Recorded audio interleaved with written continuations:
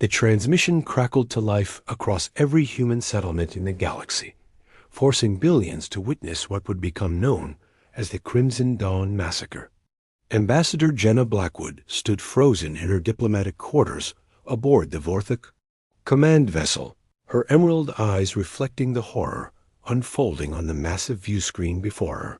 60,000 human colonists knelt in perfect rows on the barren surface of Kepler 442b, their hands bound behind their backs with energy, restraints that glowed like malevolent stars in the alien dawn. The Vorthok executioners moved with mechanical precision, their serpentine forms gliding between the prisoners with ceremonial blades that hummed with lethal energy. Empress Kithara's voice slithered through the ship's communication system, her words dripping with cold satisfaction. Let this serve as a reminder to all who would dare challenge the Vorthok Empire. Your species' arrogance ends today. Jenna's fingers clenched around the railing until her knuckles turned white. She had been sent here as Earth's most skilled diplomat, tasked with negotiating a peaceful resolution to the mounting tensions between humanity and the Vorthok Empire. 3 months of careful negotiations, of smiling while her soul burned with each compromise, of playing the political game while her people suffered under alien oppression. All of it meant nothing now. The first blade fell, and a human scream echoed across the killing field. Then another. The systematic slaughter began, each death broadcast live to every corner of human space. Jenna watched in numb horror as families were torn apart, as children cried for parents who would never answer again. Her secure communicator buzzed against her wrist. She glanced down to see a coded message from Captain Derek Stone, the man who had stolen her heart during these dark months in space. His Special Forces unit was stationed on a nearby moon, officially there for her protection, but really preparing for the war everyone knew was coming. Jenna, we're seeing the feeds. Are you safe? The message was brief, but she could feel his concern, his rage, his desperate need to protect her bleeding through the encrypted text. She typed back quickly, her diplomatic training warring with her human emotions. Safe for now. Derek, they're monsters. Every single one of them. I know, love. Hold on. Change is coming. The endearment sent warmth through her chest, even as her world crumbled around her. A relationship had begun as a careful alliance between diplomat and soldier. But somewhere between stolen moments in empty corridors and whispered conversations in the darkness of space, it had become something far more dangerous and beautiful. On the view screen, the massacre continued. Jenna forced herself to watch every moment, to remember every face, to let the fire of justice burn away her diplomatic restraint. She had spent her career believing in the power of words, of negotiation, of finding common ground between species. But there was no common ground with genocide. The ship's internal communication system chimed, and a Vorthok guard's mechanical voice announced, "Ambassador Blackwood, report to the Empress's throne chamber immediately."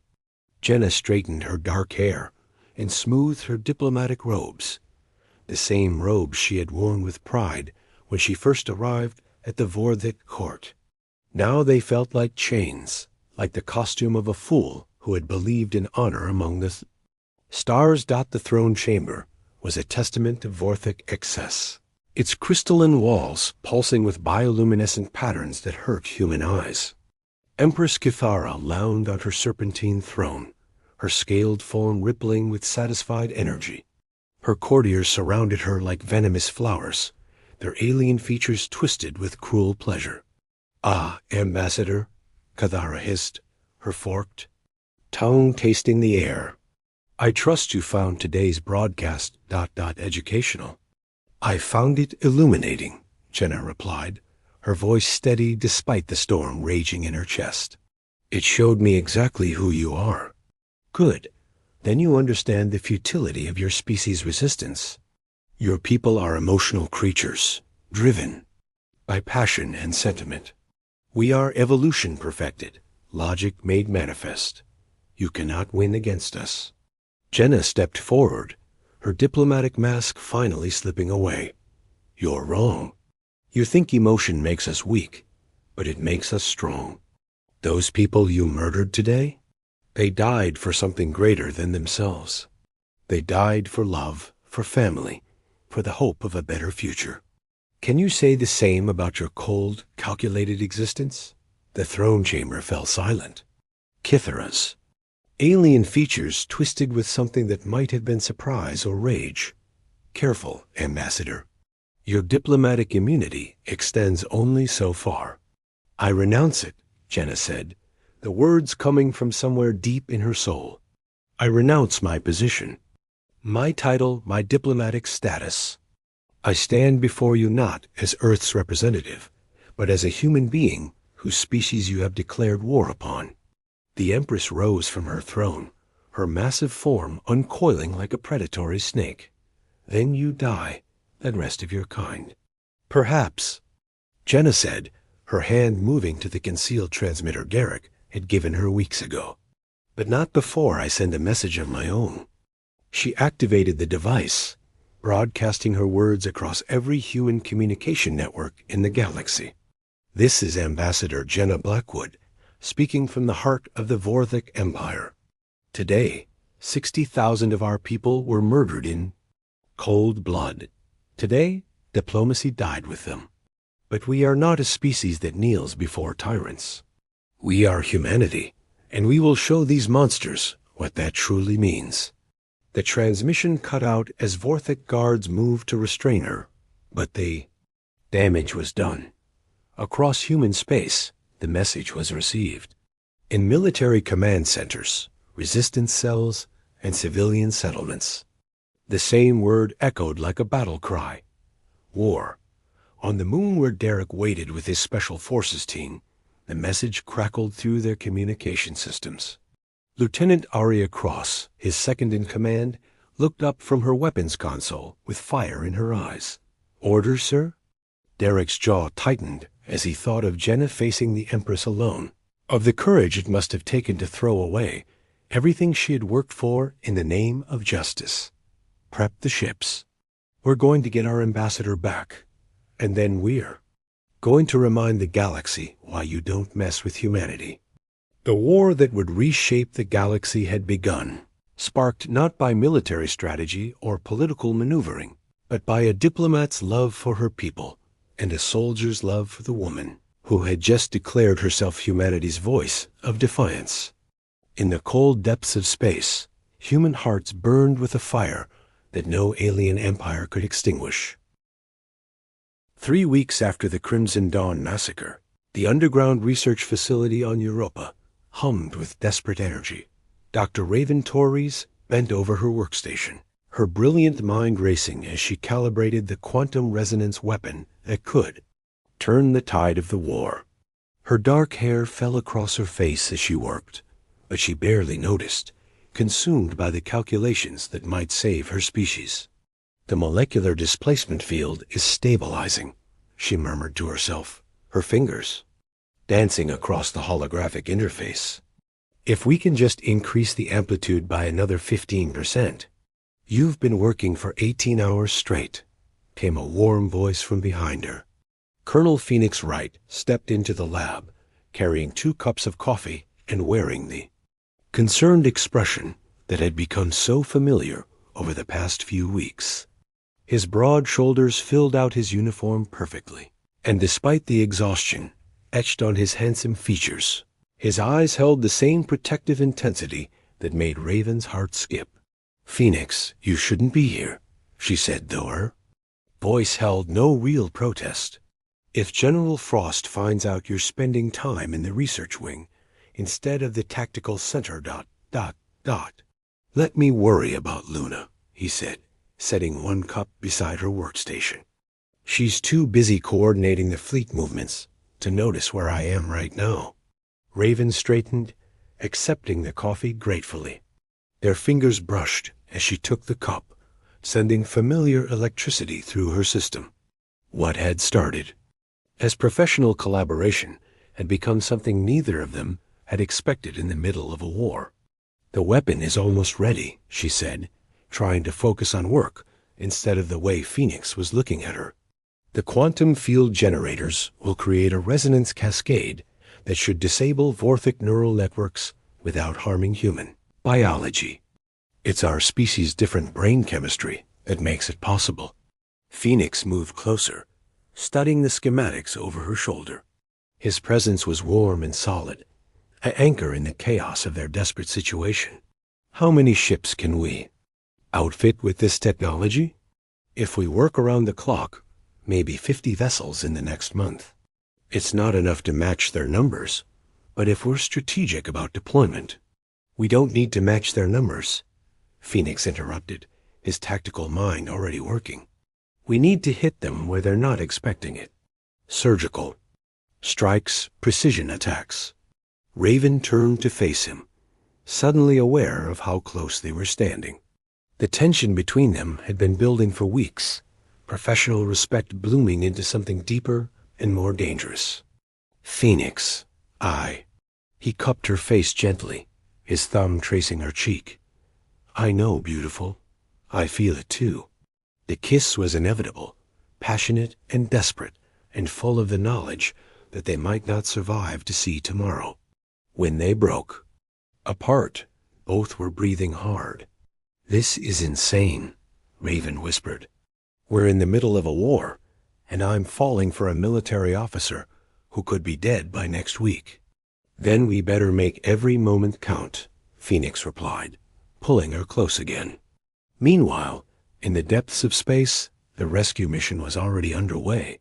Captain Derek Stone's stealth ship, the Nighthawk, drifted silently through the asteroid. Fields surrounding the Vorthic prison complex, where Jenna was being held. Lieutenant Aria Cross worked at the navigation console, her skilled fingers coaxing every ounce of performance from their cloaking systems. Thermal signature is masked, she reported. Electromagnetic dampeners are holding steady. We're invisible to their sensors. Derek nodded, his eyes fixed on the massive alien structure ahead. 3 weeks of planning, of calling in favors, of risking everything for the woman who had become the symbol of human resistance. Life signs? Scanning now, Aria replied her. Instruments probing the facility's defenses. I'm reading approximately 2,000 human prisoners in the lower levels. Jenna's biosignature is ... there. Detention level 7, heavily guarded. Of course it is, Derek muttered. They know what she means to us. The communication console chirped softly, and Derek's heart raced as he recognized the encrypted frequency. Somehow, Jenna had managed to access a transmitter. Derek, if you're listening, don't do anything stupid.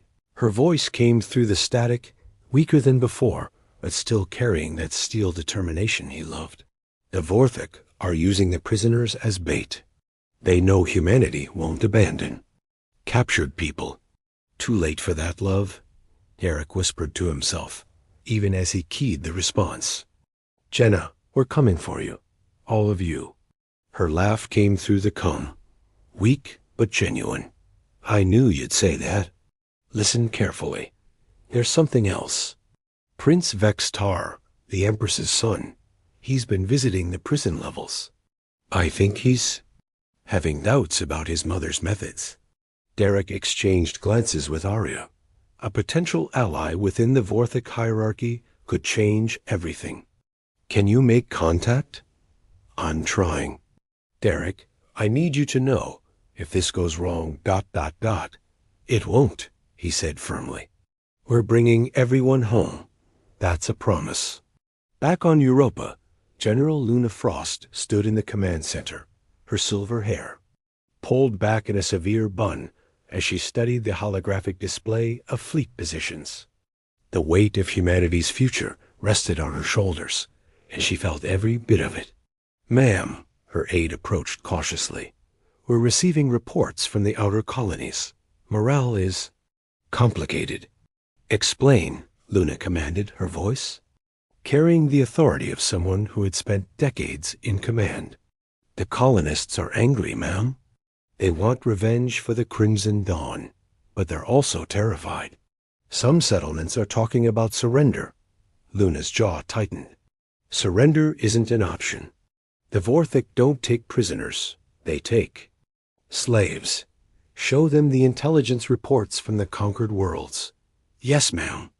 There's also the matter of the volunteer units. We're seeing unprecedented enlistment numbers, but most of them are untrained civilians. Then we train them, Luna said simply. Fast. Phoenix Wright's tactical division is developing new strategies specifically for rapid deployment forces. We turn their passion into precision. As if summoned by her words, Phoenix himself entered the command center, his uniform slightly rumpled from his time in the research wing. Luna raised an eyebrow, but said nothing about his obvious distraction. General, the quantum weapons are ahead of schedule, he reported. Dr. Torres believes we can have the first batch ready within 2 weeks. Good. And the tactical deployment? Phoenix activated a holographic battle map. We hit them in waves. First, disable their communication networks using our new technology. Second, strike their supply lines and isolated outposts. Third, rescue. Operations for prisoner facilities. And the final phase? Phoenix's expression grew grim. Direct assault on their core worlds. It's going to be bloody, but with the quantum weapons and element of surprise, we might actually have a chance. Luna studied the projections, her strategic mind calculating odds and possibilities. Make it happen? And Phoenix? Whatever's going on between you and Dr. Torres, keep it professional during mission hours. We can't afford distractions. Phoenix flushed slightly, but nodded. Understood, General. As the meeting dispersed, Luna remained at the command center, watching the stars through the viewport. Somewhere out there, her people were fighting and dying, falling in love and making impossible choices. The Vorthik Empire had made one critical mistake. They had underestimated the power of human emotion, human connection, human love. In the research wing, Raven worked feverishly on the final calibrations, her heart full of purpose and passion. In space, Derek prepared for the most dangerous rescue mission of his career. And across the galaxy, humanity prepared for a war that would prove once and for all that no empire could break the bonds that held them together. The Shadow War had begun, and it would be fought not just with weapons and tactics, but with the fierce determination of hearts that refused to surrender to tyranny.